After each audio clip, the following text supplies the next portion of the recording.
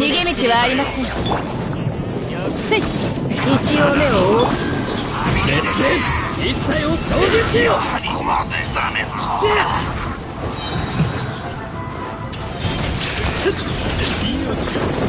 ついてきて。主練満員だよ。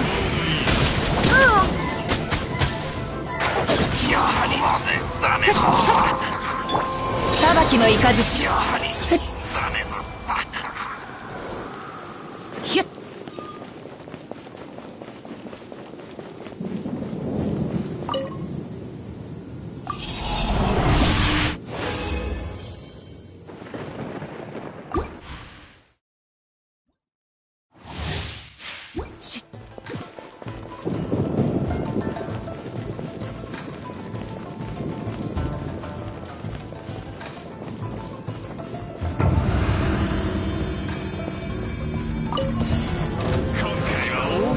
見切りました。やはりダメだった。いざ風の赴くままに。間違えた。よっ。逃げ道はありません。行こう。それ、そこだ。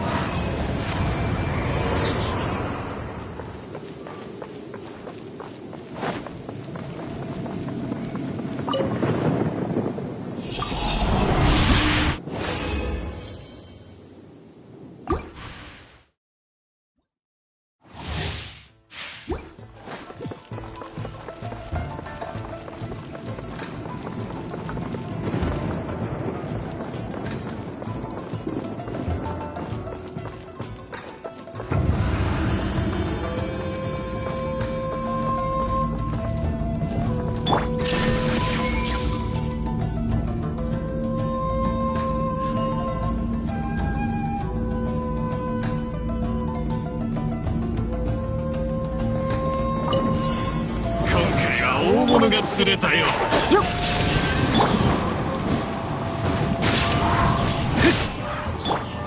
裁きの雷。ひゅっ。命を捨てに来た。はっ。やはりここまでだった。列縁一体を超絶せよ。やはりダメだった。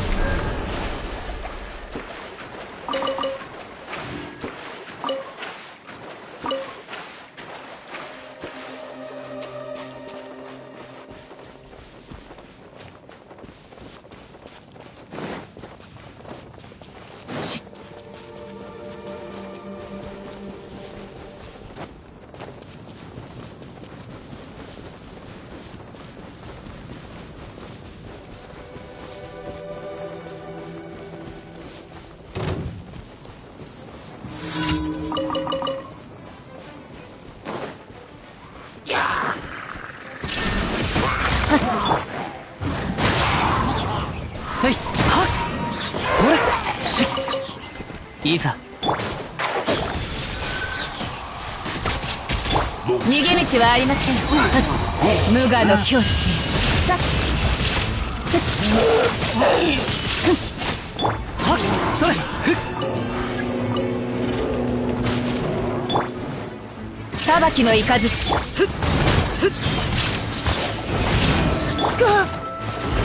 音が聞こえる。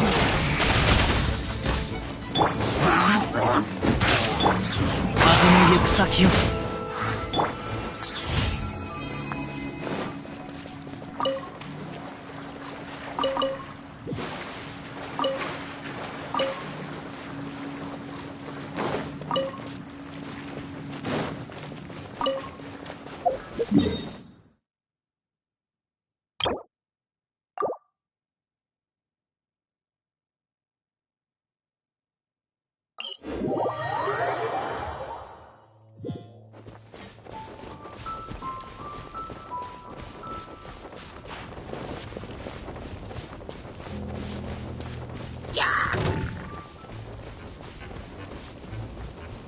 はっやっ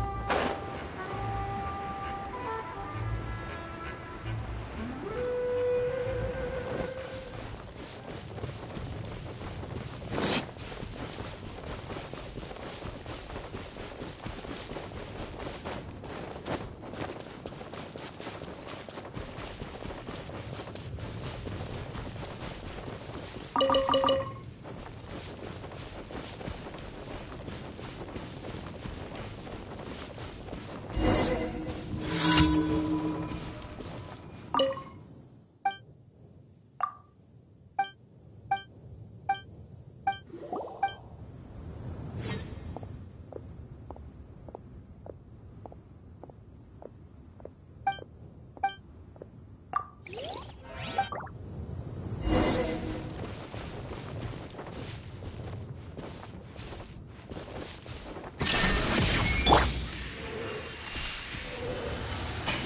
よってっ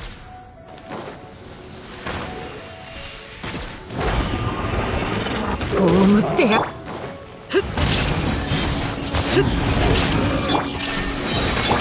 風を知れ。たそこひゅっしっはっふふっゆっ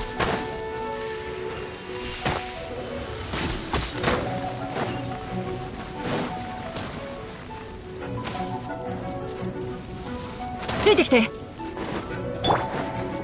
風よ雲がく借りなく時。風の赴くままに。せいそこだ。めくれまし根こそぎにしてあげる。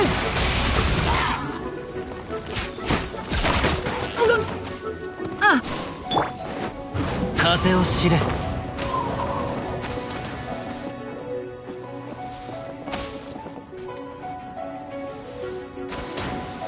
風の赴くままに。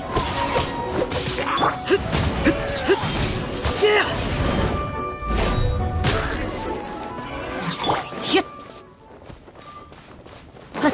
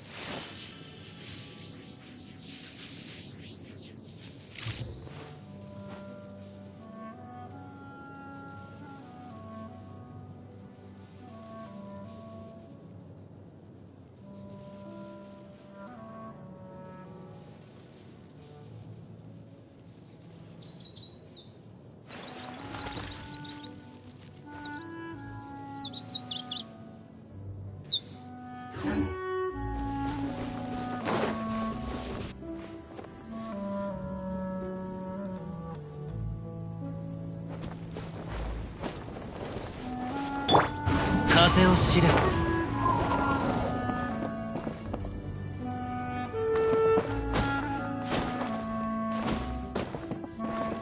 風の行く先を。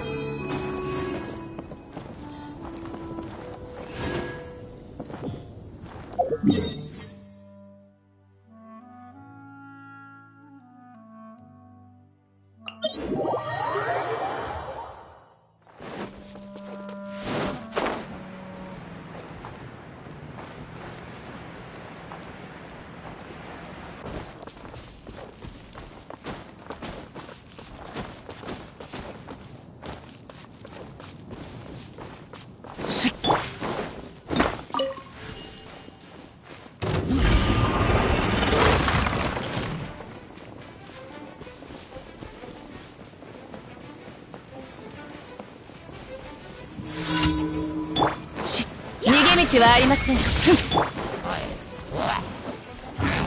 を知れ。はっ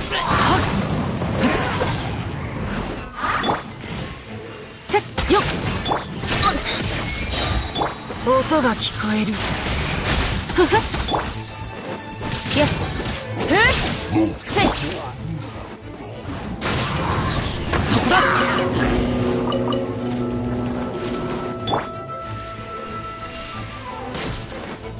暁よ、ここ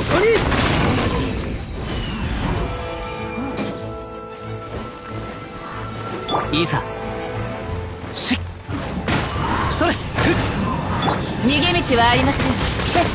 もみちば散らまく惜しみ。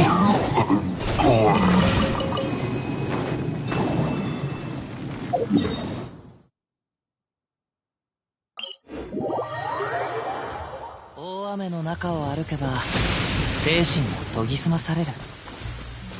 しかし雨が止んだ後は急いで服を乾かした方が良いでござるな。行こう。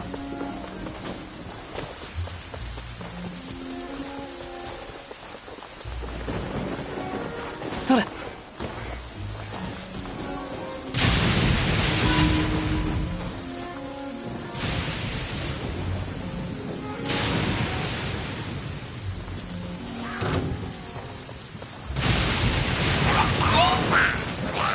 いざ裁きの雷。見えないだろ。ついてきて。風の赴くままに。試練満員だよ。よっ。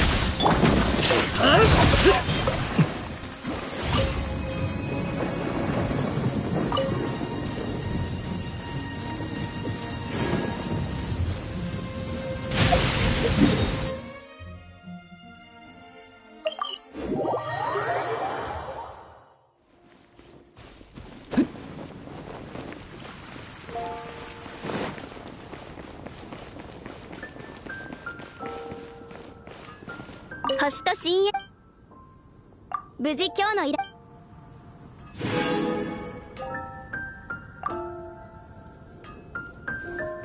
星と深淵を目指。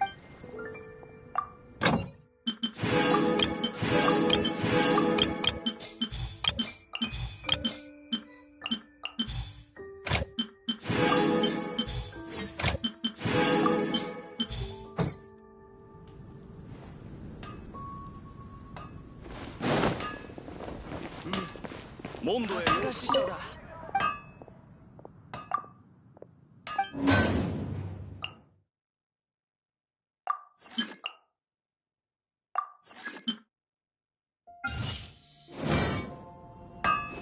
きなものを選ぶといい。作ったものに不良品はないぜ。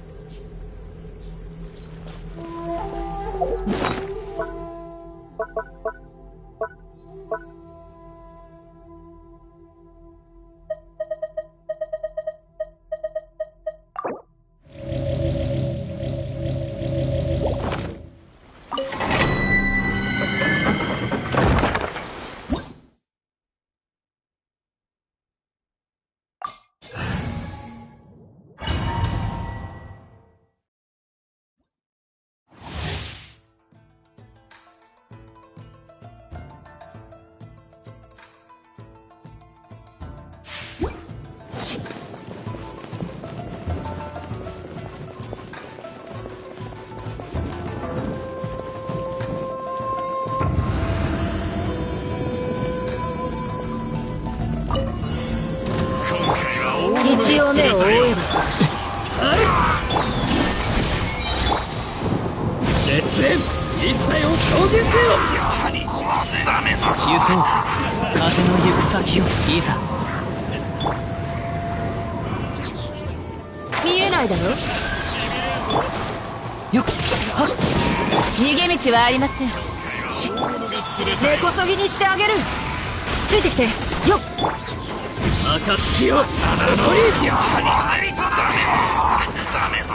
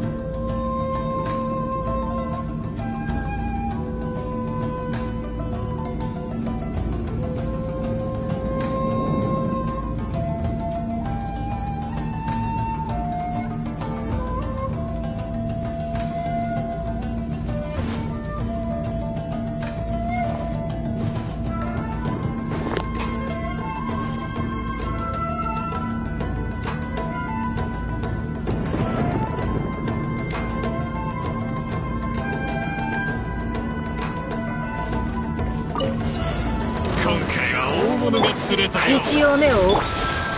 ひゅっ。風の赴くままに。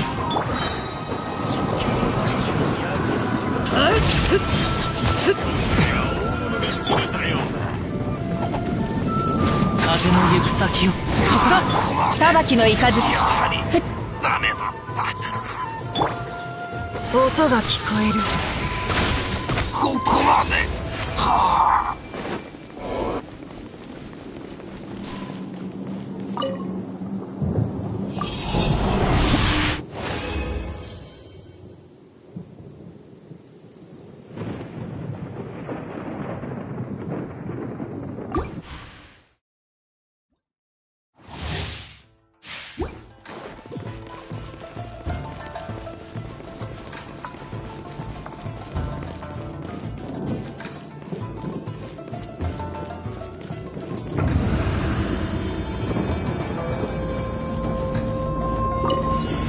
命を捨てに来たか。風を知れ。めくれまし。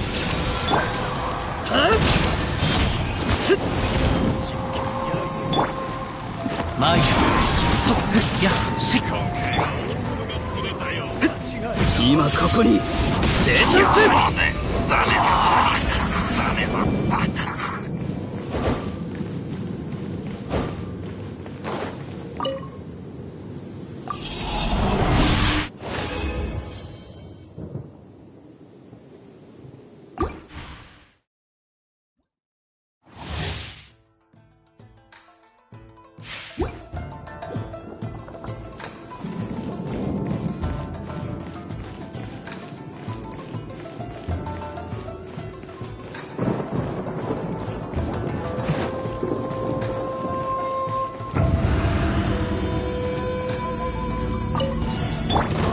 見切りました。風の行く先を。ここまで。はあ。見えないだろ。命を捨てに来た暁をここに。やはりダメだ。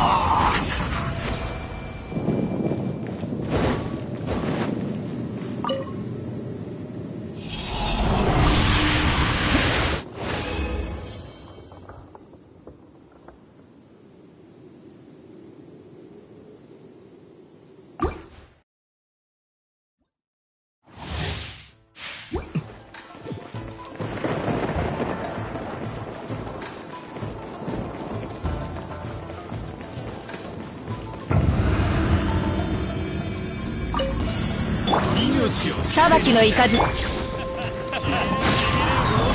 やはりダメだ。めくれます。よくせいほっはっえいそれ根こそぎにしてあげる。やはりここだね。やはりダメだったか。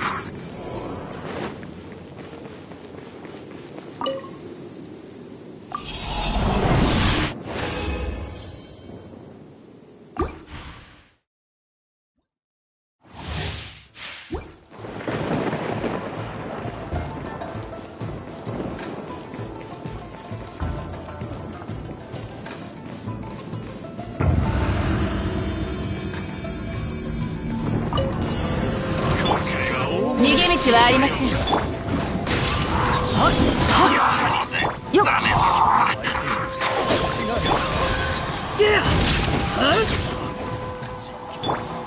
行こう。よっ行こう。暁をここに。ここまで。はあ。やはりダメだったか。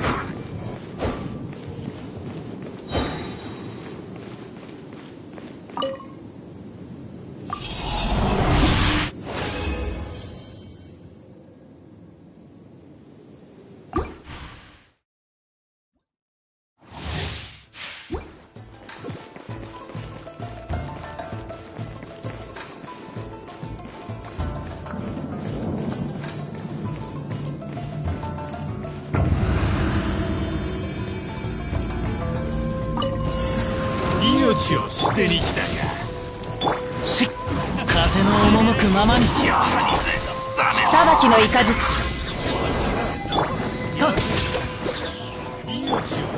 試練満員だよ。ついてきて。いざ風を知れ。そこだ。ここまで。はあ。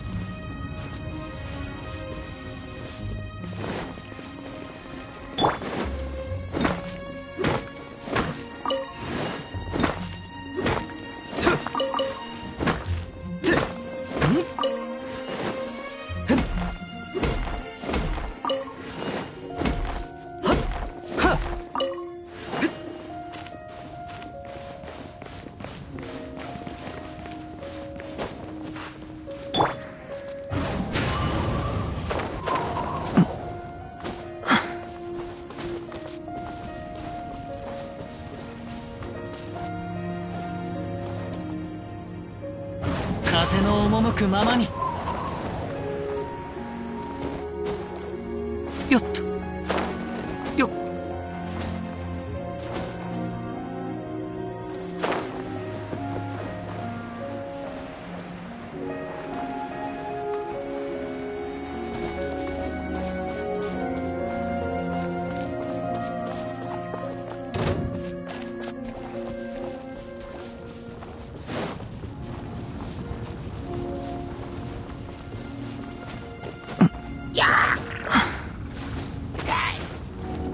よっ。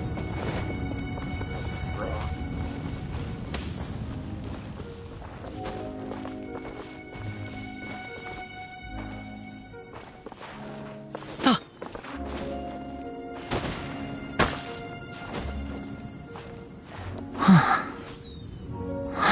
まだまだ。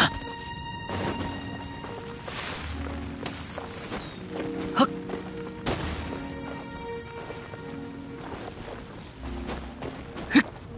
よっと。はっ。風を知れ。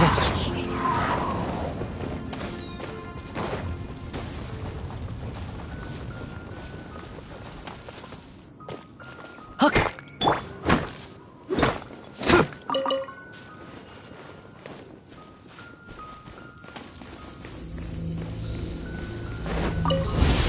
相手を間違えた。それ風の行く先を。やそれはっはっはっ。し行こう。相手を間違えた。まだ終わってない。見えないだろ。風を知れ。暁よ、ここに。間違えた。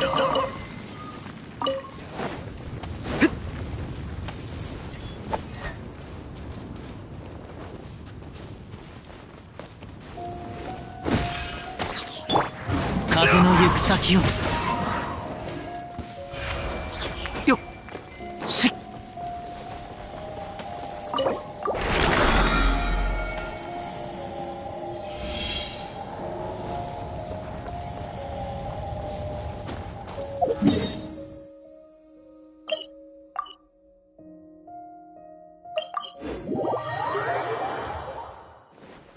いいぞ。ほっ。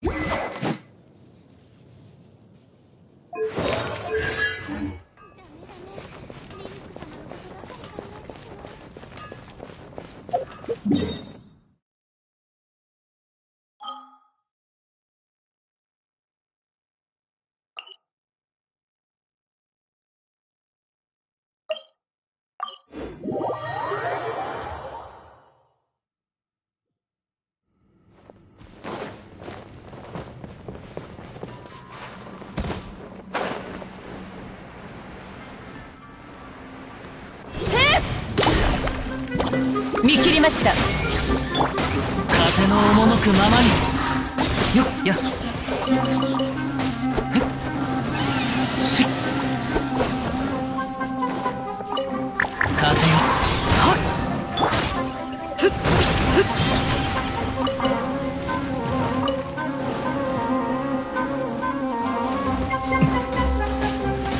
暁よ、ここに。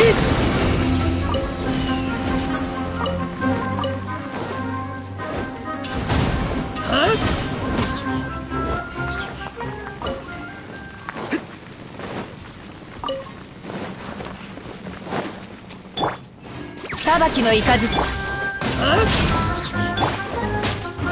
の行く先を行こう。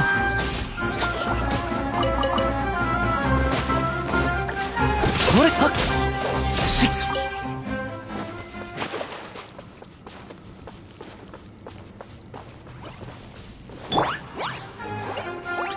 逃げ道はあります。根こそぎにしてあげる。風を知れ。はっよっとせいやっ。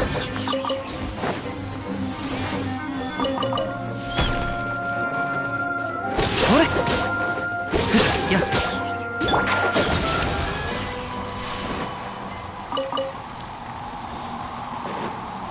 ついてきて。熱演一切を承知せよ。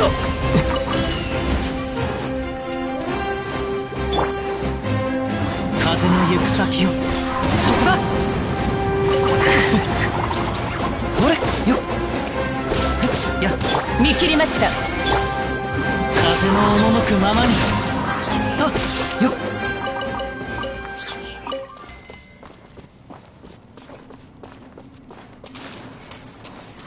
いざしっ。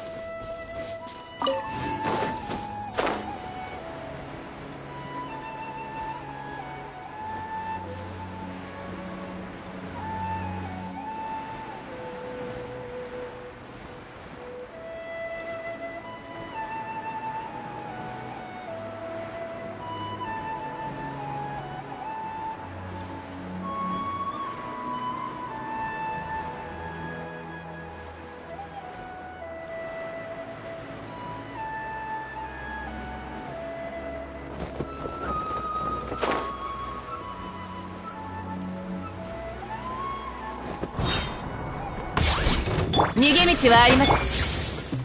風の行く先をやっ。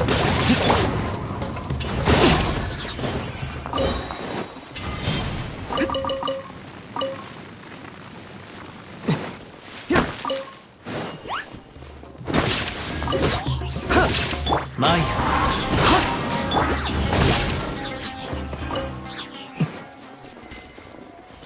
無礼者は必ず制裁される。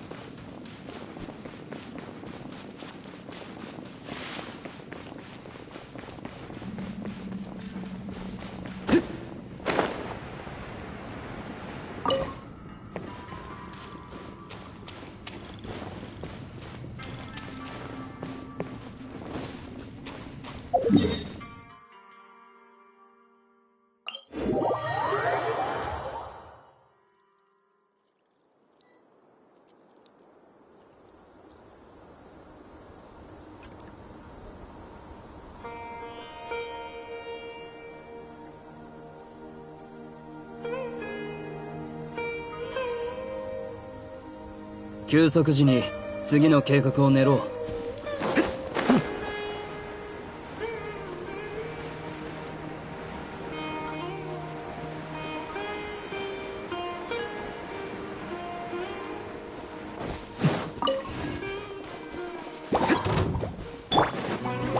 見切りました。風を知れ。そこだ。はっはっ、ほれや。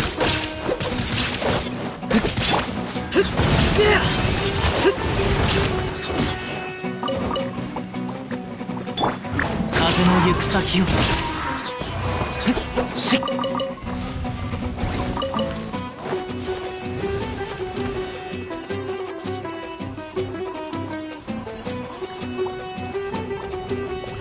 逃げ道はありません。風の赴くままに。音が聞こえる。よっほっやっそれせいえい裁きの雷。風よ、そこだ。でやあ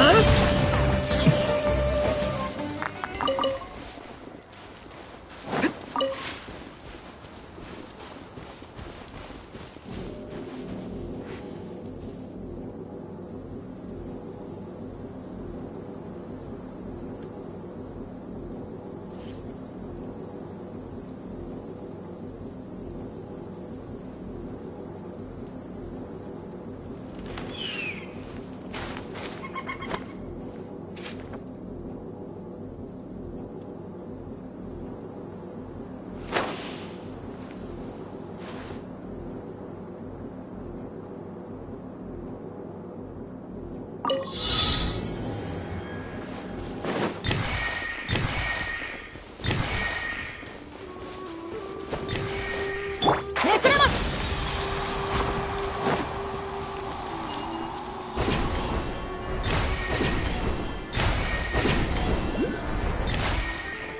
よっいい品だって匂いがする。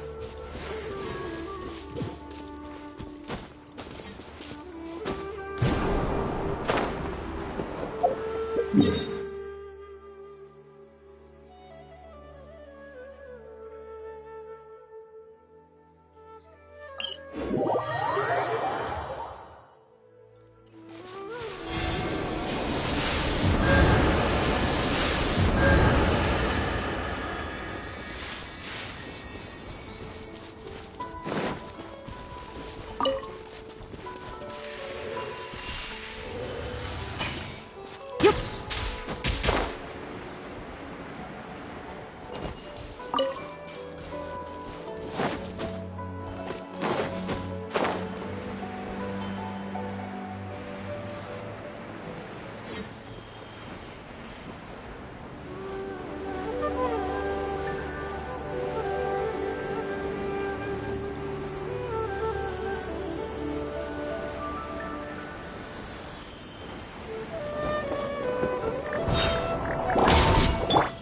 ひゃっ風の行く先を。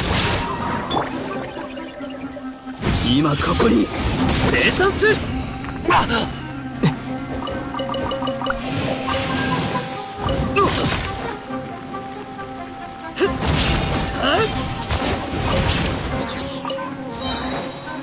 一応目を覆う。列伝一体を衝撃せよ。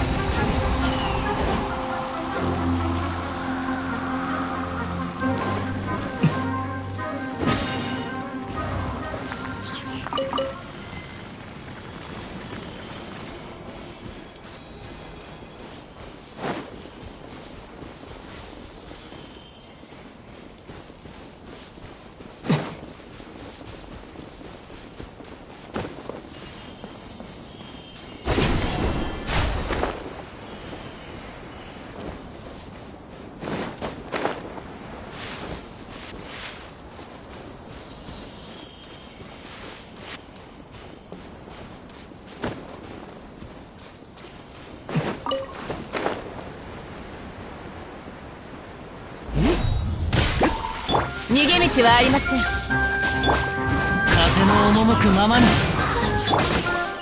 たっふったっ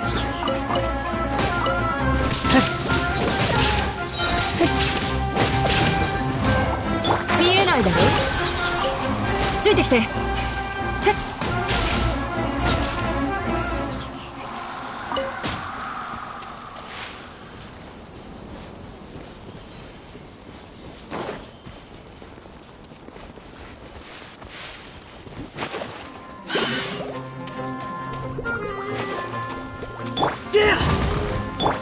切りました。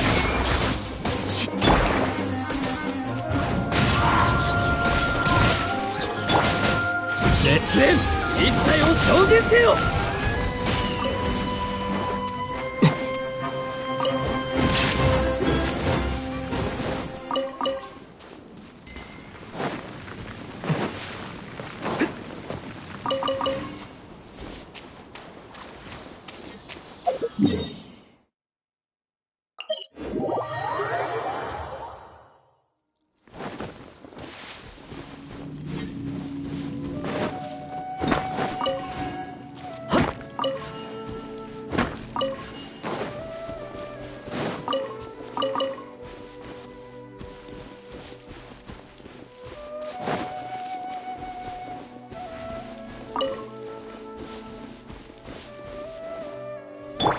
風の行く先を。しっ。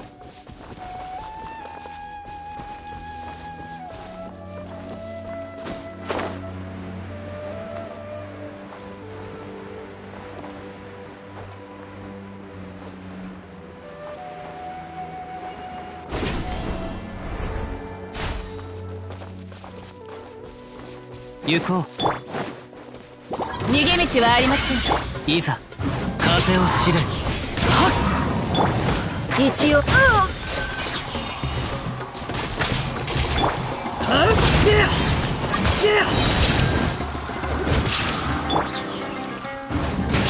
せい。ふっ。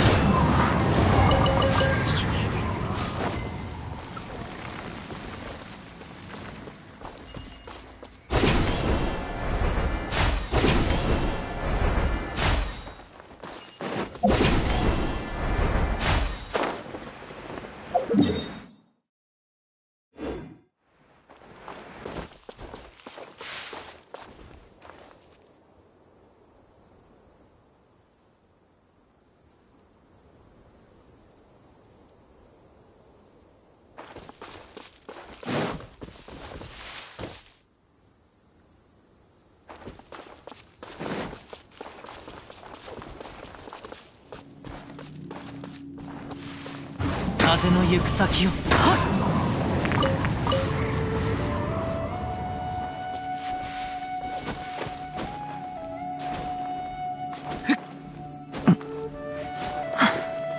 いざ。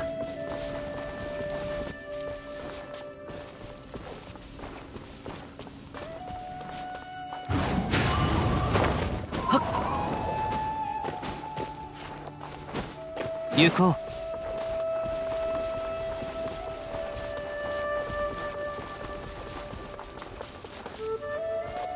裁きの雷。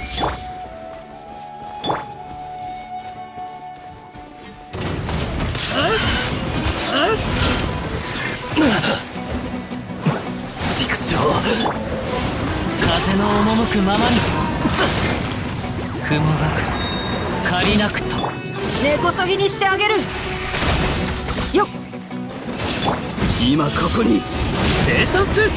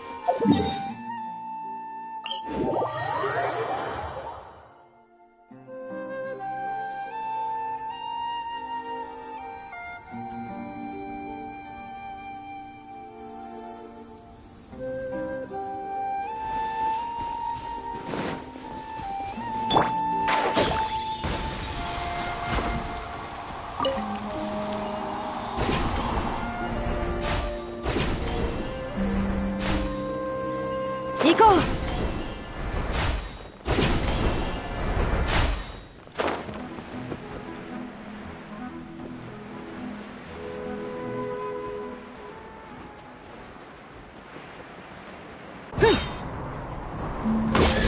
見切りました。せっしっ。せい。そこだ。だ。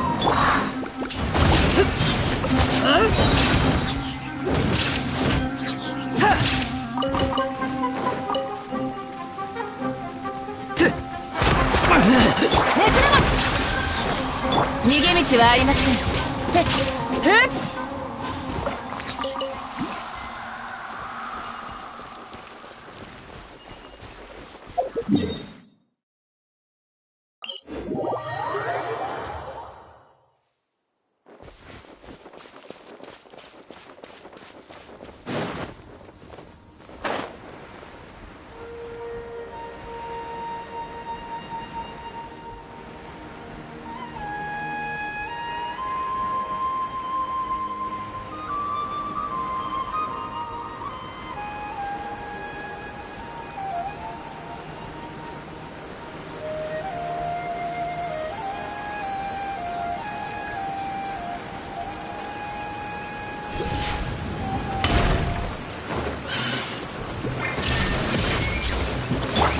一応目を覆えばめくれまし。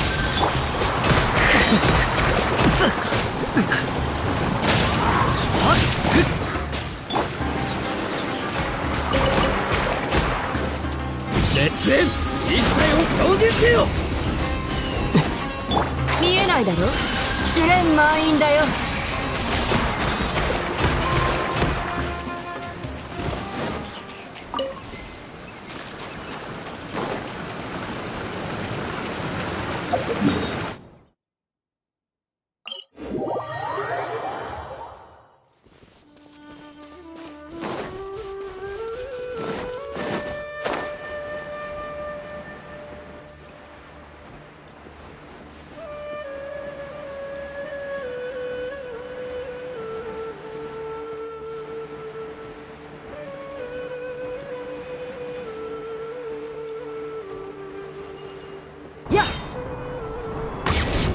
裁きの雷、風の行く先を。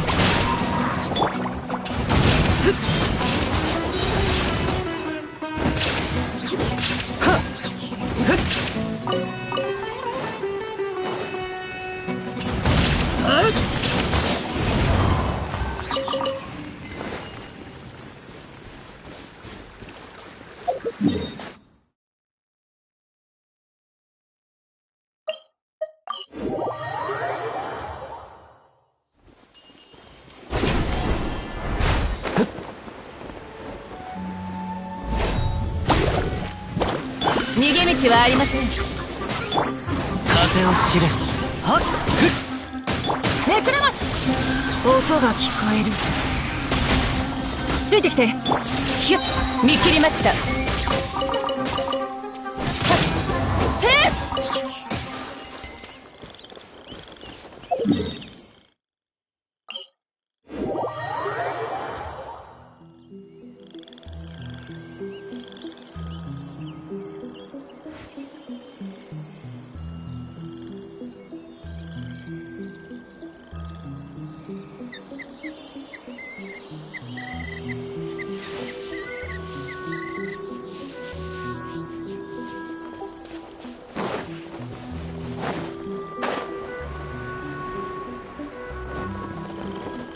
胸無臭。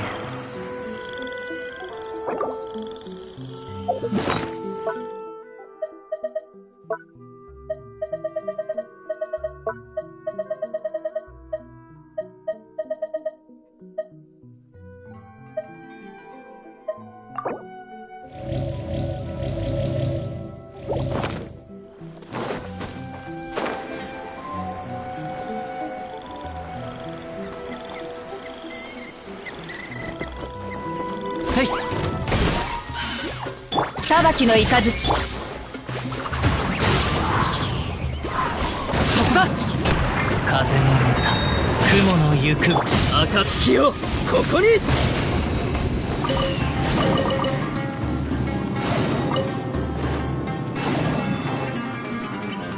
見えないだろ、見切りました。試練満員だよ。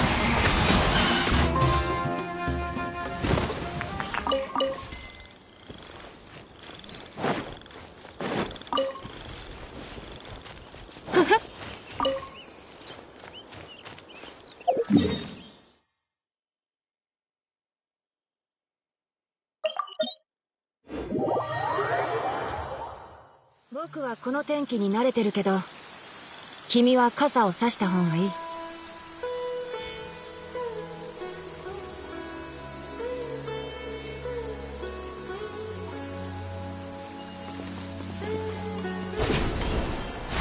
さあ。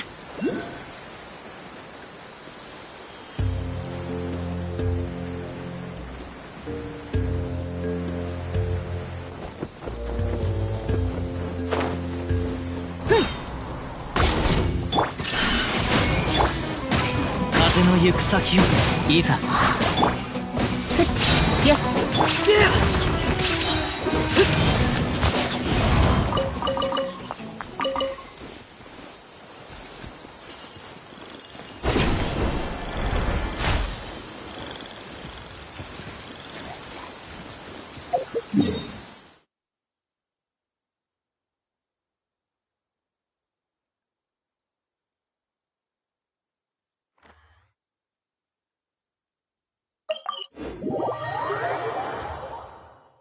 自分の道を信じてさえいれば、天気が晴れか雨かなんてどうでもいいんだよ。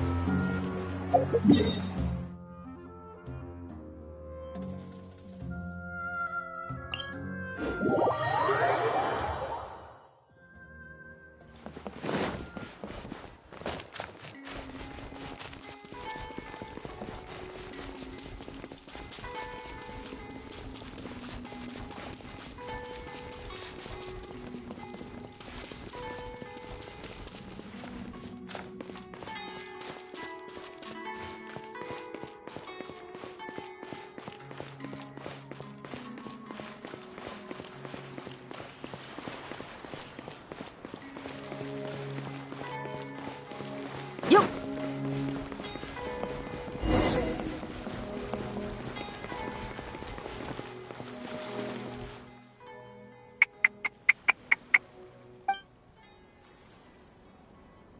一人でずっとそこに立っているのも退屈だろう。ほら、俺の肩に乗るといい。そうなのか？道理で花から俺のことを相手にしてくれなかったわけだ。まあいい。俺たち人間の心で動物の考えを推し量ることなんてできっこないからな。にしても、しばらくお前の姿を見てなかったが、今日はどういう風の吹き回しだ？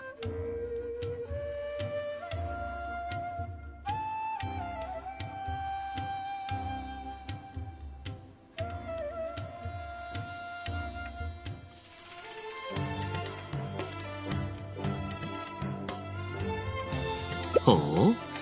つまりそれは、お前が俺に会いたがっていた、と解釈していいのか？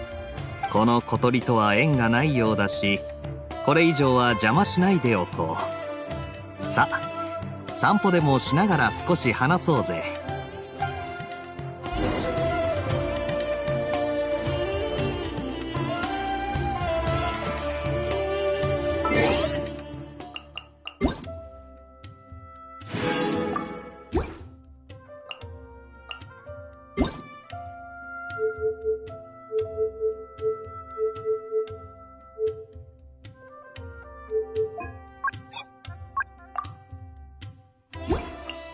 If you press a leaf between... If you're wondering why I'm here, Jean's been worrying about trade safety recently. I discovered this when I unwittingly burst into her office to save the day. Another job involving long-distance travel falls to me. I suppose it's my own fault for having such a strong sense of duty.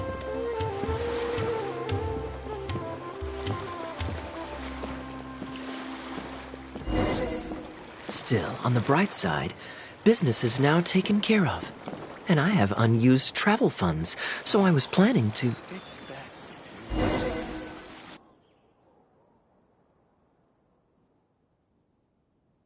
Gundafar, we are in the middle of a war. Your place is at the front lines by my son's side. Pray tell, what provokes your unwarranted return to the palace? A matter of utmost importance, Your Majesty, such that I must personally report it to you. Huh. Outdoor theater. Looks fun.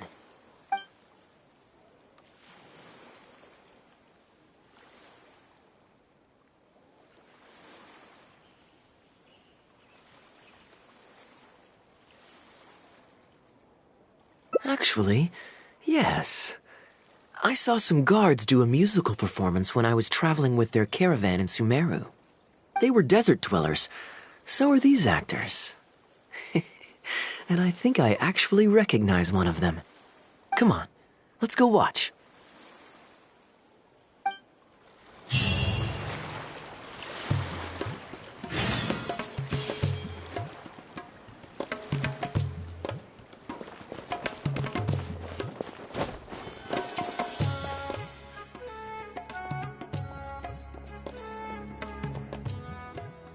Your Majesty, not only has God bestowed the throne upon you, but your beloved son, Prince Kubad, has led our brave warriors to victory against Frasyav's army. His men have laid down their arms and fled. Frasyav's brazen ambition is no more. He has bowed his head and now presents to your Majesty an offering of treasures and hostages, as well as a plea for peace. My king, this battle has finally restored the dignity of our people. Moreover, with Frasyav's offer of land comes the opportunity to expand our borders, as your Majesty so greatly wishes. His Highness the Prince and I believe this peace settlement will be a great boon to our nation. It is for this reason alone that I have removed my armor and made haste back to our halls from the front lines. My king, what say you to this proposal? Ah, it's the tale of Prince Kubad. Ever heard this one?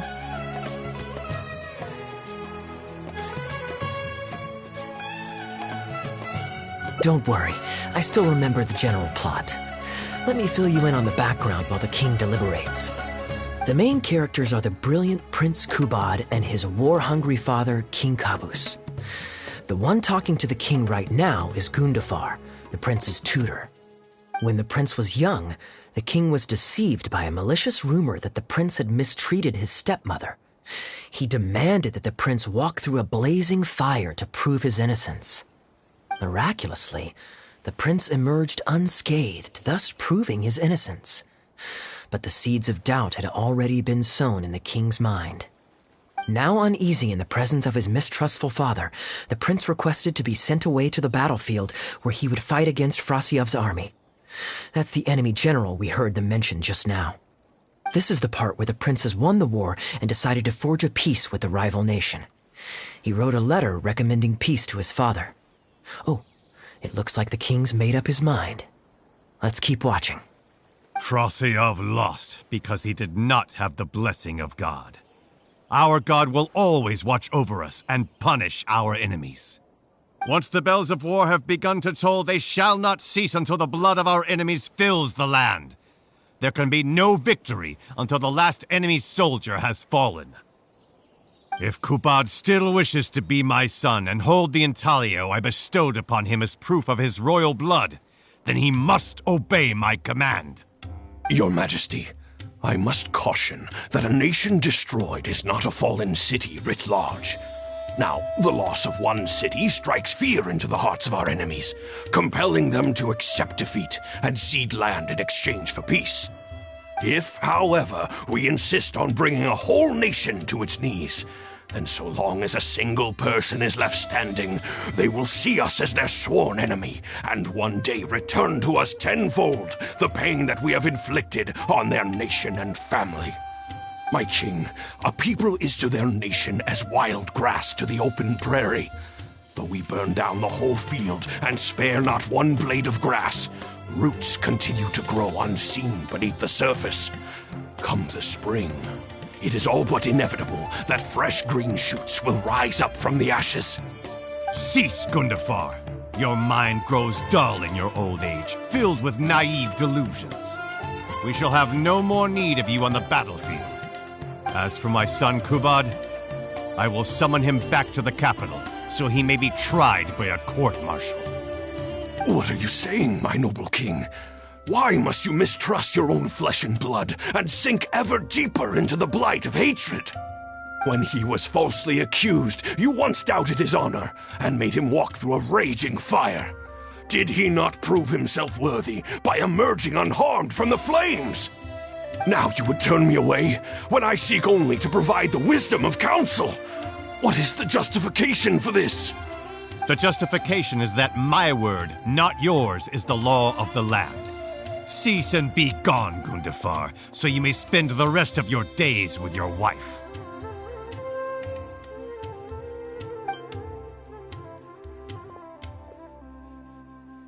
What has become of the king that I served with my life?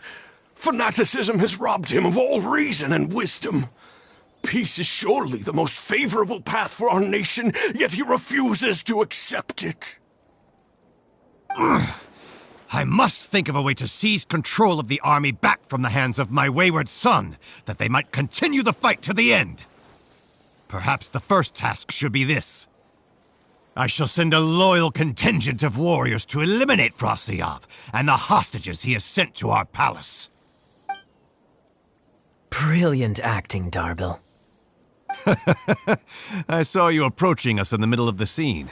I was worried that my performance would be subpar and you'd think I was just making a fool of myself.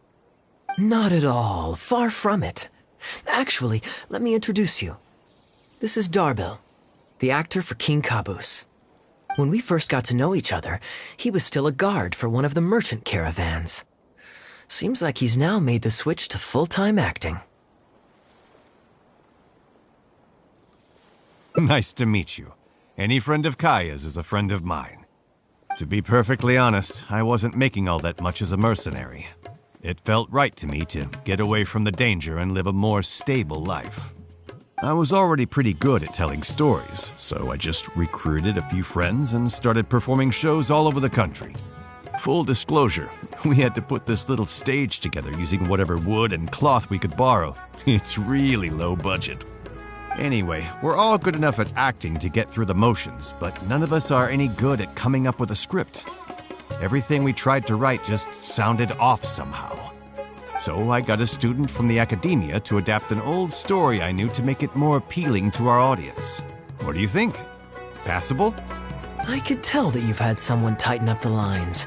They turned out very nicely. That's good. Well, as you can see, even now, we still don't have much of an audience. Don't suppose you'd be interested to see the rest of the show? Sure, why not? I don't have anything pressing lined up.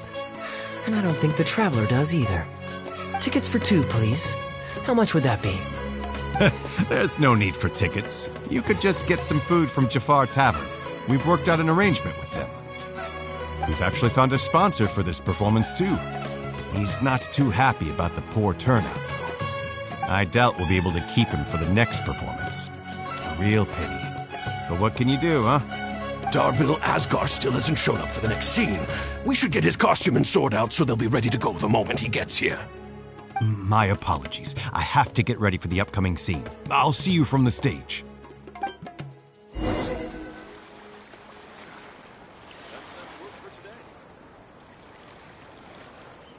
Talk to the bartender if you want a drink.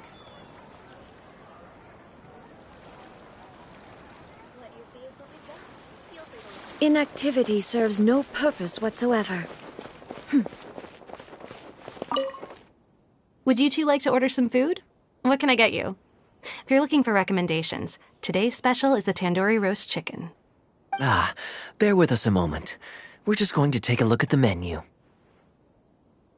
I was at Port Ormos discussing some business opportunities, and some crook was trying to pull a fast one on me. Darbil took pity on me and politely asked him to make himself scarce. He's a good guy. A decent storyteller, too.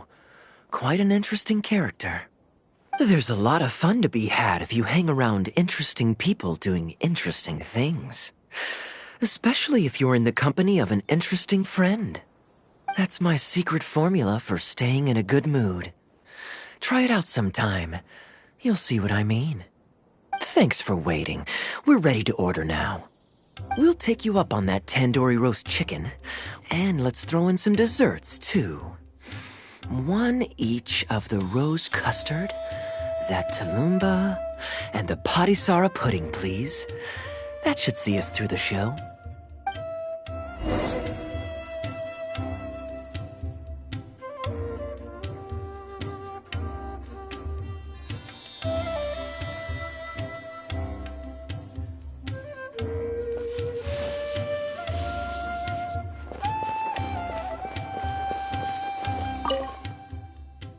We've got good seats, close to the stage, but also not too crowded. We can watch the show as we eat. If I remember correctly, the next scene should focus on the prince. But I won't spoil it for you. You have to experience it for yourself.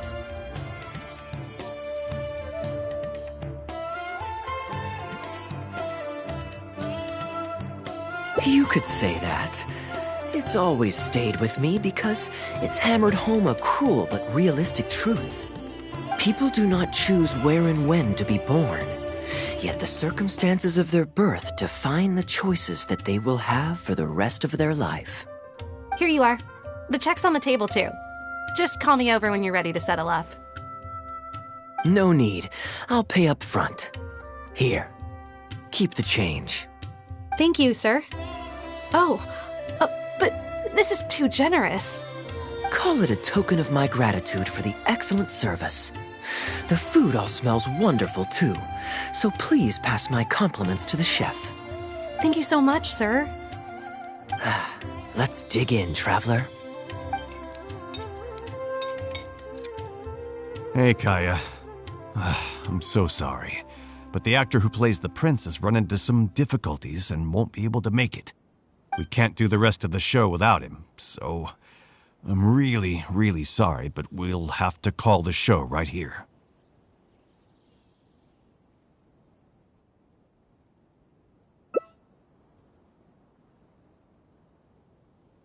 Ooh, that would be fun.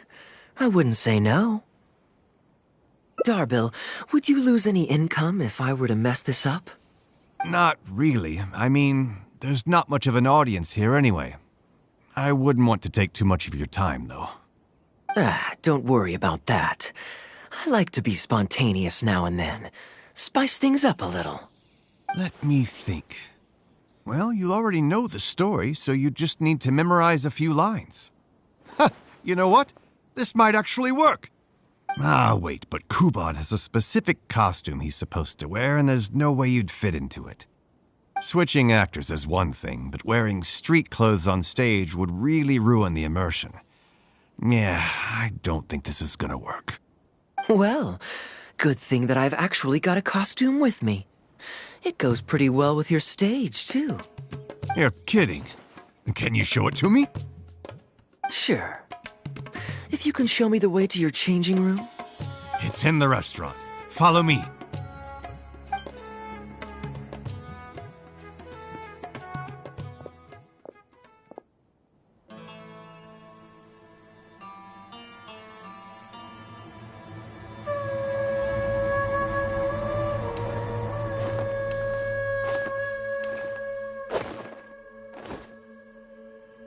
Gotta say, I think I actually look pretty dapper in this.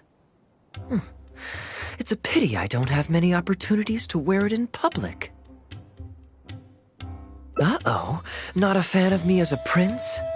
I'll have to act my heart out so you'll be too dazzled to make any digs. Kaya, here's your script for the next scene. It's not too long, but you also don't have very long to prepare. Do you think you can memorize your lines in time? Only one way to find out. Okay, I think we've covered all your lines and movements on stage. You haven't had long to prepare, so don't worry about forgetting your lines. We'll remind you. All right, I'm good to go. Great. Then let's get this show on the road.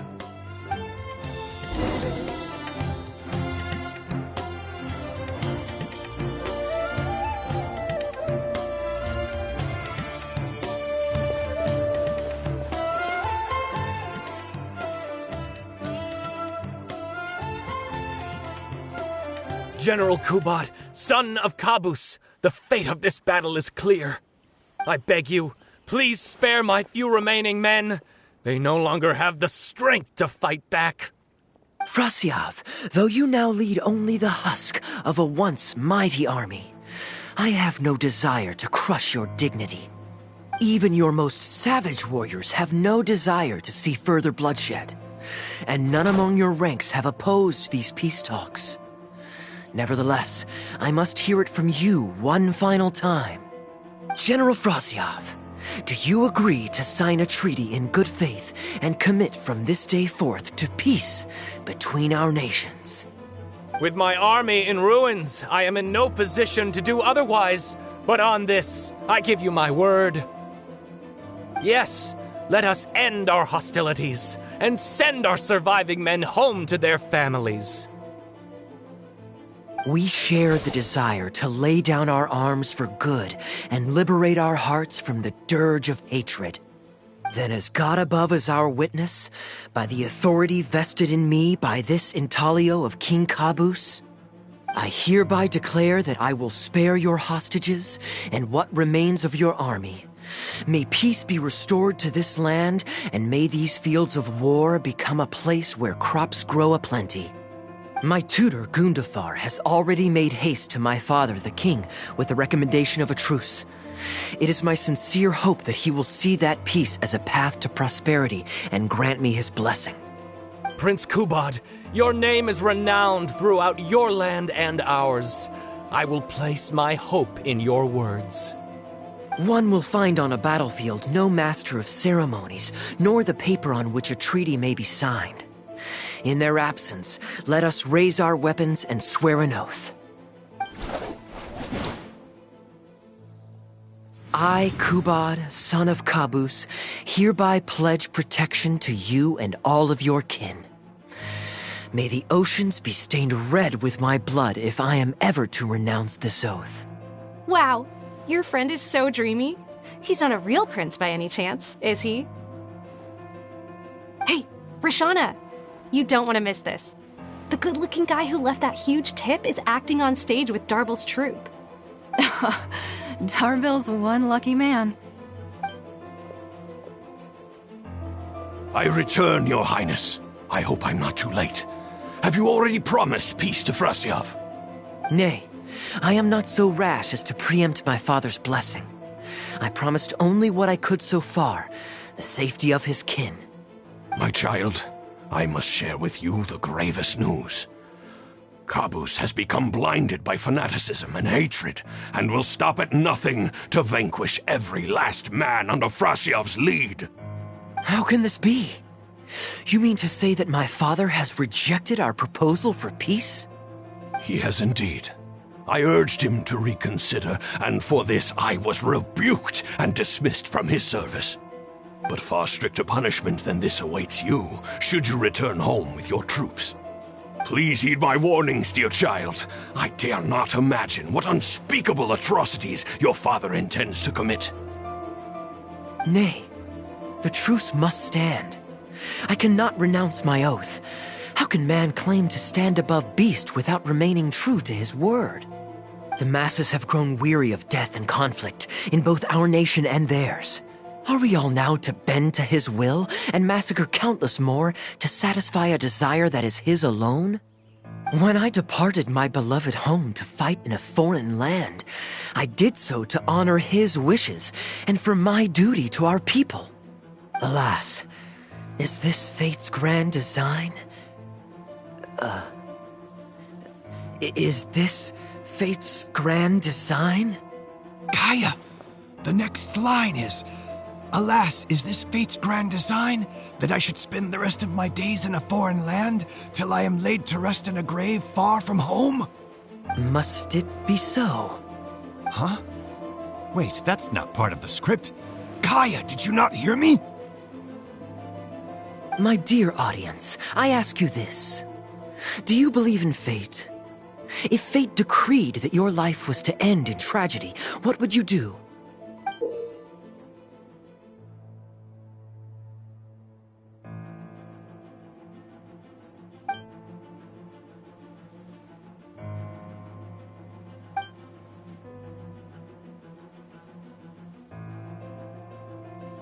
Oh? Then so must it be. Yes, so must it be. I shall discard this intaglio and rid myself of the shackles of fate. Wait, but that's not... My dear prince, do you intend to betray your father and abandon your heritage? Fate means to send the machinations of war to every corner of the land, to fan the flames of conflict till they engulf the entire world. Fate would see my sword tainted with the blood of innocence, that the bright banner of my homeland might fly in every nation known to mankind. But I shall not bow to the will of fate. I am no pawn in heaven's plan. Bravo! Where did this guy come from? Is he one of the new hires? Hey, shut up! Stop interrupting. I, Kubad, will spend the rest of my days in a foreign land, till I breathe my last in a place far from home. Oh, at least he brought it back in the end. Prince Kubad, my child, there is no need to be rash. Please bring at least your fortune and the retainers who will always be loyal to you. Gundafar, my dear mentor, you have always been like a father to me. It brings me only anguish to bid you farewell. But I must walk this path, or freedom dies by my hand. Goodbye, my tribe and kin. Farewell, sweet land of my birth. Goodbye, my child.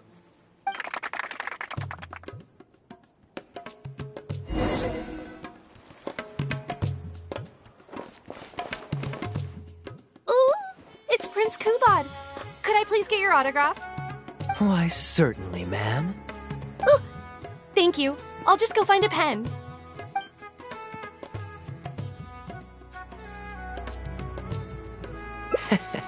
Feeling more like a fan now? Acting is quite fun. If there ever came a day when I left the Knights of Favonius, I think I might go into acting full-time. Darbil, could you introduce me to this young man?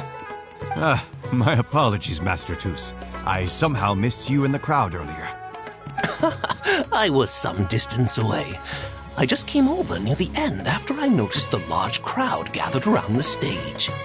The performance was outstanding across the board. I knew that the poor turnout over the past few days was just bad luck. It was only ever a matter of time before you hit it big. The improvised section was particularly good. I think you could include some improvisation as a staple in future performances. As for the prop he threw, no need to get it back. It's fairly cheap anyway. Thank you, sir. And a big thanks also to our wonderful prince. Had Kaya not agreed to fill in, we might have disbanded right on the spot. Kaya, was it? Well, young man, I must say you've made quite the impression on me. My caravan is always loaded with the finest food and wines. You're welcome to visit at any time. Thank you for the invite, sir, but I'm afraid I've reached the end of my time in Sumeru. I'm sure that my friends and family in Mondstadt must be missing me terribly. Well then, consider it an open invitation. Once you've been bitten by the travel bug, my friend, you'll be getting itchy feet again before too long. My door is always open. If you're ever interested, please ask Darbil to reach out to me. Darbil, we can continue discussions on the sponsorship once you've wrapped up today's show. I'm going back to the inn. Thank you so much, Master Toos. I'll see you shortly. Seriously, Kaya, thank you for bailing me out again. You're a good guy. May the gods bless you. You know, you should stay for a few more days. I owe you a meal at the very least. Darbil, Asgar is back. He lost track of time playing Genius Invocation TCG. You've got to sort him out. Genius Invocation again? Ah, that does it. That kid's not getting away with it this time. Please excuse me, Kaya. I will be right back. Sure, there's no rush. Okay, I think they're all gone. Let's slip away now while we can.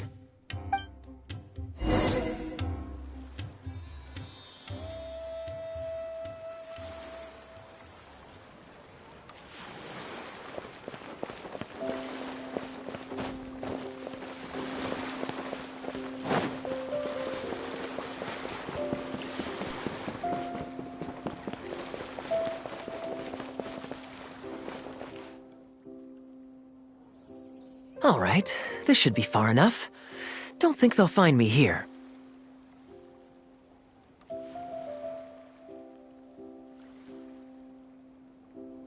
People were starting to expect a lot of things that I didn't sign up for. Besides, the missing actor is back now. Darbil shouldn't be needing me to stand in again. I don't mind socializing, but compared to chatting over food and drink, I much prefer just going wild on the stage. What about you? Did you enjoy the show?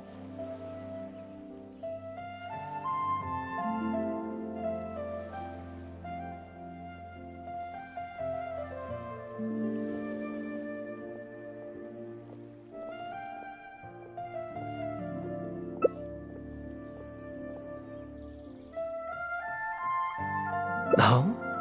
I was expecting a lengthier critique, but you've thrown the question right back at me. Sneaky. All right, I'll rise to your challenge. Let me think. All the world's a stage, and all the people merely players. Does that answer your question? Perhaps there's an inept god out there deciding everyone's fates, much like the academia student drafting Darbil's scripts. Yeah, inept is a good word for it. Honestly, it might even be a little too civil to describe a god who turns fathers against their sons and is bent on endless warmongering, don't you think? Anyway, that's exactly why actors need to wake up and realize they don't have to follow the script. There's nothing to stop them from following their gut and making it up as they go along.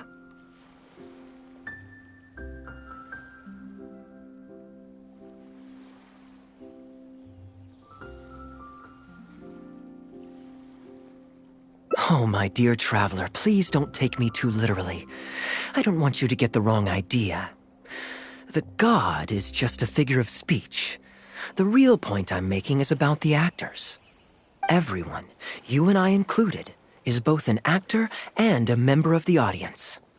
If you don't like the script, just walk off the stage and join the audience. You always a little too obtuse? Well, don't dwell on it. It's nothing worth losing sleep over.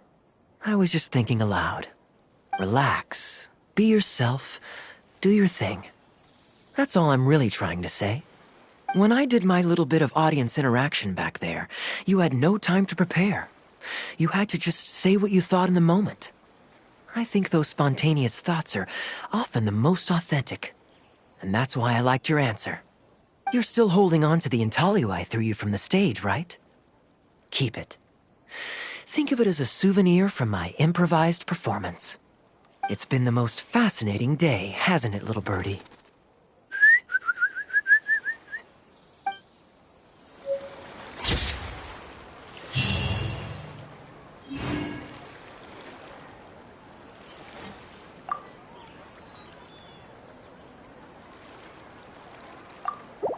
Please register new ship arrivals here.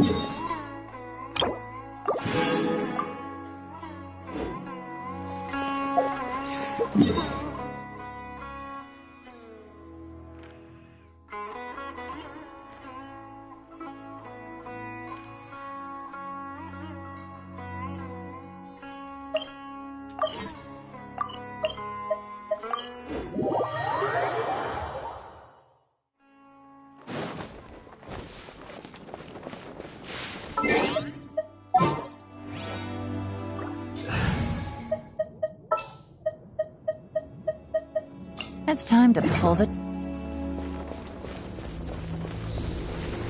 There is no escape!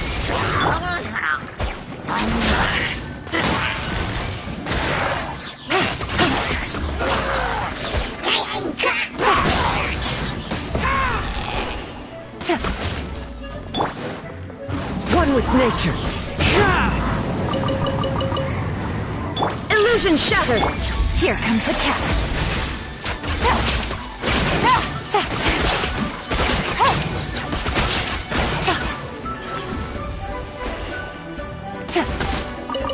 Take it easy.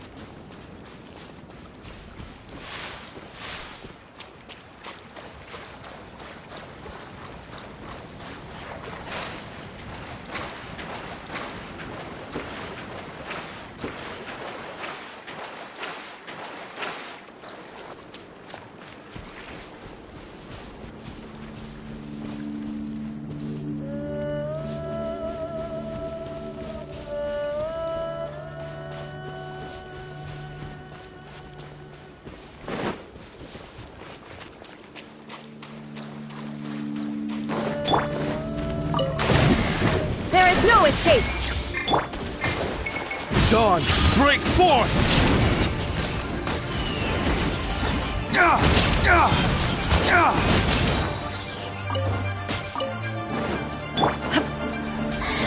Shine down! Lay waste to the wicked! The more, the merrier! Illusion shattered! Let me amuse myself. Blink!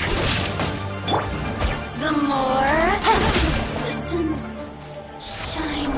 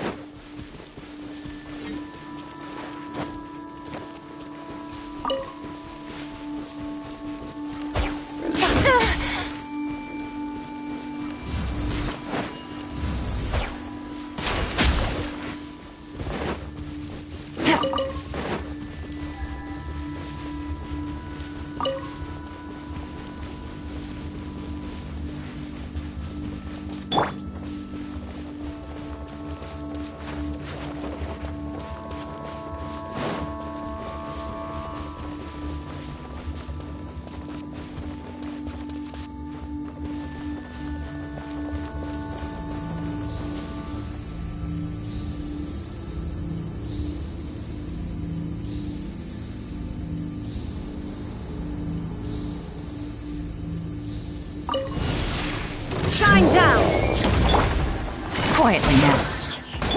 Lay waste to the wicked! Windstrap! Things are about to get dicey.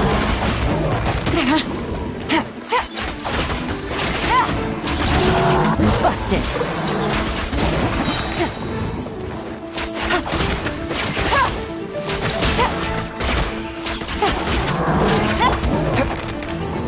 Lay waste to the wicked! Illusion shattered. Quietly now. Fallen leaves, adorn my night!